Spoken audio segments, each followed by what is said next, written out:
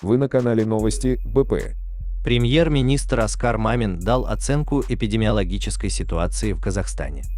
На встрече с представителями СМИ премьер отметил, что ситуация с коронавирусом в стране улучшается.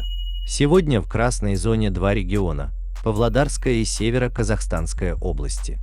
Что касается вакцинации, на сегодня первым компонентом 8,5 миллиона наших граждан вакцинировано. Вторым компонентом 7 миллионов 800 тысяч. Если говорить о взрослом населении, 75% первым компонентом и 69% вторым компонентом. Это самый высокий показатель среди стран СНГ. В то же время мы сейчас расширили категории вакцинируемых.